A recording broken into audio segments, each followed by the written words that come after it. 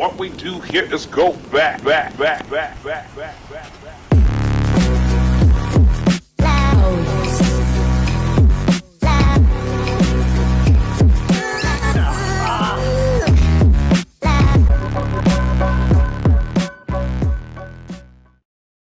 How's it going, everyone, and welcome to episode 78 of the Lost Media podcast. Today we're talking about Slamfest 99, the real-life promotional wrestling event for Super Smash Bros. 64. This is one of the most frustrating Lost Media searches in the Lost Media community for many years now, and it is painful. Trying to find the real live stream of this is painful. I'm going to talk about all the most important parts of this search in this podcast today. If you want to see the full in-depth analysis of this search, check out LSuperSonicQ's videos. They're in the description below. He goes through everything there is to know about this search because he did it. He was the guy that searched for all sorts of different leads to try to find this, and still we are yet to find this. I'm going to share my opinions about this as well towards the end of the podcast, but I'm going to go through all the little details of how this search has gone so far and what are the most important aspects of it. I'm going to first explain what it is. Super Smash Bros. 64 was the first iteration of Super Smash Bros., I believe, I'm pretty sure, and it was for the Nintendo 64, and this event was at the MGM Grand theme park in Las Vegas. I'm not sure if it's at the MGM Grand Hotel or theme park's pretty much at the same location, I'm pretty sure. And it was on April 23rd, I believe, 1999, to promote the game Super Smash Bros. 64. Of course, it featured real-life characters in costume to fight each other in a boxing ring. Very obscure and very cool, this piece of Nintendo history. But there's only photos. There's never been videos that have resurfaced. It was streamed online via Real Player G4, a really old streaming technique, for $19.99, guys. I just made an annoying weird noise in the mic again. For $19.99, this is ancient for something to be live streamed over the internet. And for it to be archived from 1999 is very unlikely. Not many people had recording software to screen record a live stream back in 1999. In fact, I'm to hedge a bet that nobody had recording software. So I'm going to get to my theories towards the end of this, but let's talk about what this entailed. So this is the event summary. This is a description from someone who was there, I think. And it was posted on the same day it was held. So this was someone who watched it. Mario and Donkey Kong would start the match. Donkey Kong, being much larger than our favorite plumber, quickly took Mario out. Firstly, before I continue this, I should say that Pikachu and Donkey Kong were on a team, and Mario and Yoshi were on a team. So that's how it started. So I may as well start it again. Basically, Mario and Donkey started the match and their teams, being much larger than the favorite plumber. He took Mario out very quickly, Donkey Kong, and then Yoshi came in and got his revenge on the gorilla. Pikachu would come in for the monkey, only to be knocked down by Yoshi's lethal tail. Then, before anyone knew it, Mario went crazy. He wiped out Donkey Kong, Pikachu, and his own teammate, Yoshi. Ultimately, the match would end in a crash and knocked everyone out, resulting in a draw. The announcer yelled, "Everyone's a winner!" It was quite funny to see life-size mascots bouncing around a wrestling ring. Mario went on a crazed rampage, hitting everyone in sight, and instead of Yoshi, Donkey Kong accidentally hit himself with his mallet of doom. And in the most heated moment, all four mascots smashed into each other in the center of the ring and all fell on the mat. That's right, in true Nintendo fashion, it was a draw. Everyone is a winner. Even the ref got in on the act, biting Pikachu's ear and declaring that it tasted like chicken. Mario shocked us with his own low blow antics. Oh no. And Kong, of course, knocked himself out with his own hammer. They all wound up best of friends in the end, and the match being declared an honorable draw. So it was a friendly fight. Go, I'd love to watch this. I'm not even a massive Nintendo fan. Well, I kind of am. Super Smash was something I didn't play when I was younger, but man, I would love to watch this. After the YouTuber LSuperSonicQ found out about this, he was undoubtedly the most obsessive with trying to find this and definitely put in the most work of anyone. Him and Diecade, the founder of the Lost Media Wiki, or I think he is actually, someone who's been in many, someone who's been in many Lost Media searches over the years, went on a massive search with LSuperSonicQ. In various stages, I think Diekite helped out. I don't think he was there from the beginning. I think it was just LSuperSonicQ looking for everything. So the first thing he went to was the Wayback Machine, and he was looking for old archives of the website that hosted this, and for any websites that could have had information about this. I think he had a few forums and a few Nintendo fan sites from back in 1999, and that led to no leads. And then he managed to get a link somehow. We're going along the search here, guys. I'm going to different phases of the search, so I'm not doing it in perfect order. But he managed to get a link to where the website was hosted, and a bunch of people in the Lost Media community got a hold of the website's URL and the download link that was featured for people who missed out on the stream who wanted to watch it back. Now, this link, of course, doesn't work. It's 2020 now. It would not work. It's expired. And it was said to expire in the early 2000s. So even though it was expired, people managed in the Lost Media community to reconstruct this link to figure out where it led to, what kind of company was running the stream, and they managed to figure out that through the IP address of the stream. Don't ask me how they did that. It's crazy. But it was a media sharing company at the time that streamed this, and that was how they managed to get leads of people that worked for it. They contacted, or LSuperSonicQ in particular, contacted all sorts of people involved with that company that streamed it, and nothing happened. Virtually nothing. Yeah, it was a lot of dead ends, this search. And when a Lost Media search finds a lot of dead ends early on, that's not a good sign. It's a very bad sign. That means this is going to be a very long search for many years. It's going to be very difficult to find this piece of Lost Media. So he, tried all sorts of different fan sites, all sorts of different things associated with the stream, people that might have worked for Nintendo at the time, people that could have been involved with the stream, someone who wasn't involved at all with this event, he still tried to contact.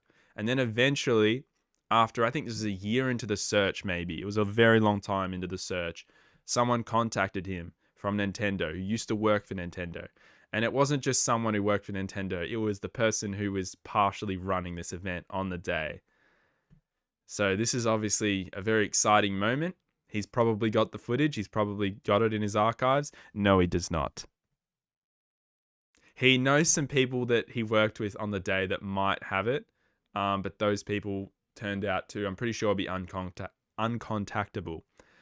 So this guy is basically willing to do an interview, willing to be interviewed by people, and he talks about the event and whether or not there were photographers on set. He remembers a photographer being outsourced. He also remembers no news coverage, because around the time they were concerned to get news outlets, or concerned to even ask news outlets, because of how busy they were still covering the Columbine massacre that was only 8 days earlier to this. And that also in turn struggled the promotion of this event, made promotion of the fight much tougher, and trying to, spread the word and make it more of a fun thing for more people through news outlets or local news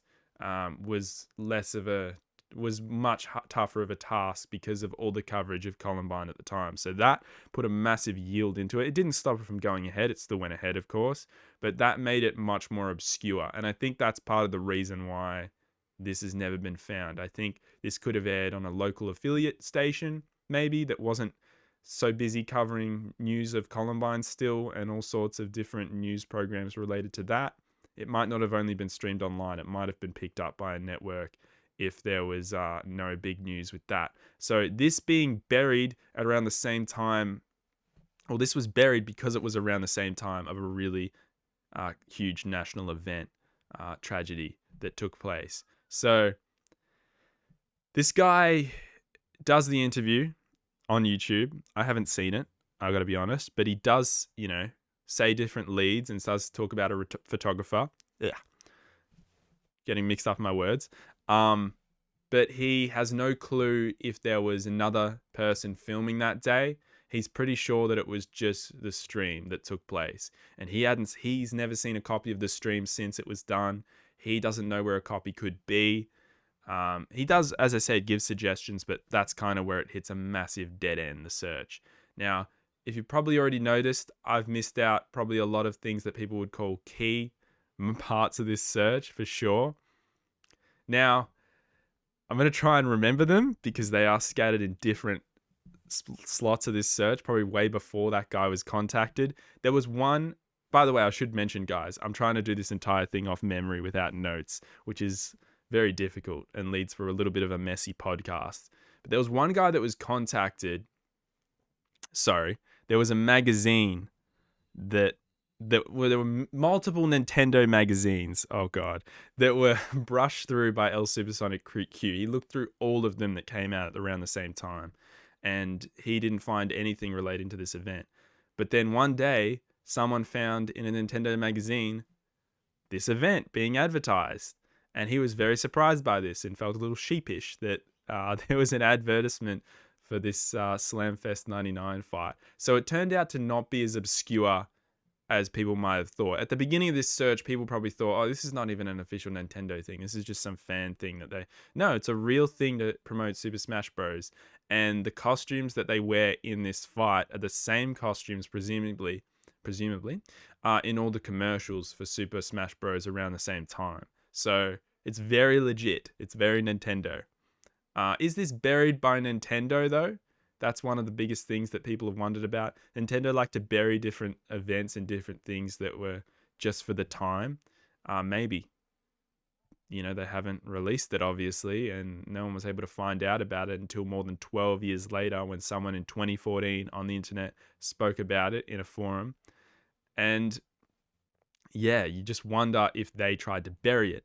So the search has had so many different leads and so many different contacting of certain people and different people involved in trying to find it and looking into all kinds of different people, that the fact that it still hasn't resulted in a video being discovered and a live stream means that those aspects of the search, even though I'd love to discuss them in this podcast and go into every single detail, I find it tough to talk about a lot of leads that led to nothing. That's LSuperSonicQ. That's what he was able to do because he was actually involved in it.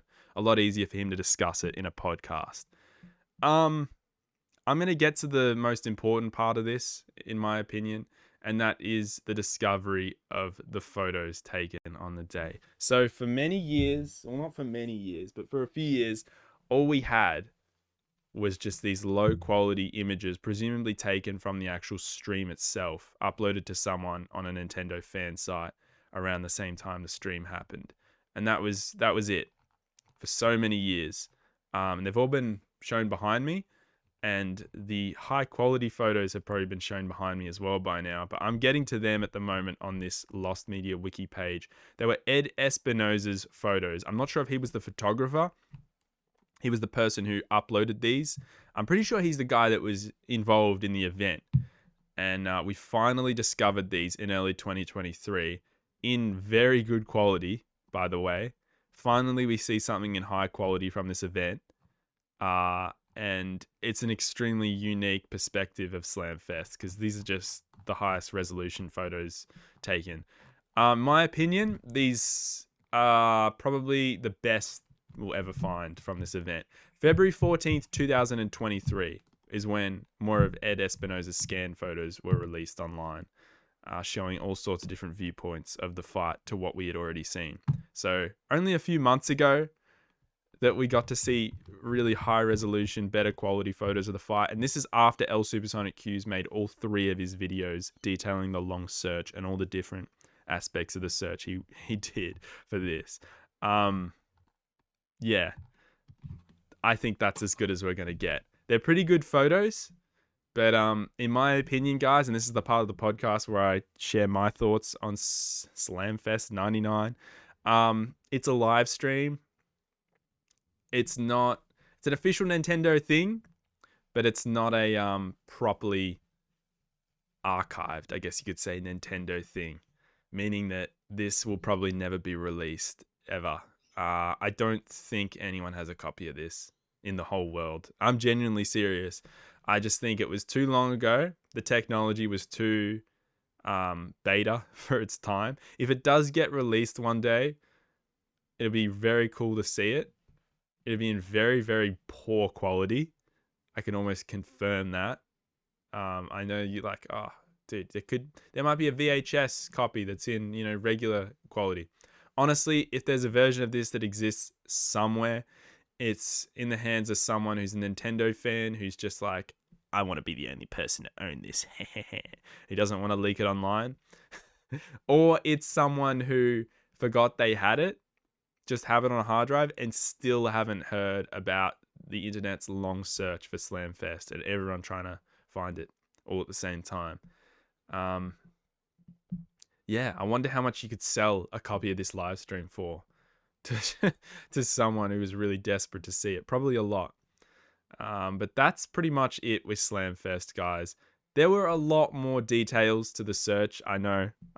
There were heaps more details to this search in terms of the different lengths that LSuperSonicQ went to trying to find this. Like I said, though, I didn't want to detail them because A, there's too much to remember, like far too much to remember. And B, nothing led to anything. There was a lot of great work done searching for this. I actually think it was fantastic. But if it was something that led to something being found, I would probably discuss every aspect of it, because on previous episodes of the Lost Media podcast, I have discussed various aspects of a search that led to it being found, that were very important in the run to it being found. I might do a follow-up to this if it gets found and properly go in depth of LSuperSonicQ's search. I just wanted to talk about this for the first time on the Lost Media podcast, because I know this won't be the last time I talk about Slamfest 99 on this podcast. I figured, why not? Let's just discuss it. Yeah. I want all of your opinions on this. That's what this podcast is for. It's for the people's opinion in the comments section below.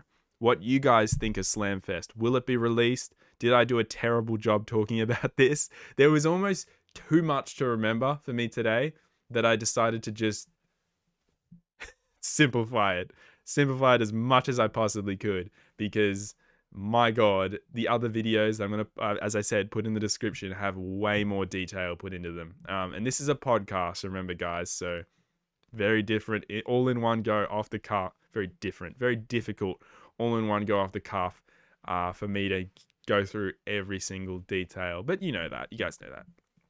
I'm just making shitty excuses at this point. Please check out my friend's first ever video he's ever made on YouTube. It's really entertaining. It's a let's play of the new Zelda game, and I really enjoyed it. It's like a video game donkey video, but it's extended. That's in the description at the end screen of this video. I'm hoping this video gets a bit of attention so people stay to the end and watch that, or see it in the description and click on it. I want his first video to get a boost. But as I said, that's all there is to Slamfest 99. Really interesting piece of lost media history. A really tough one though, because I don't think it will ever be released, but we can only hope. The screenshots are pretty cool. We'll take that.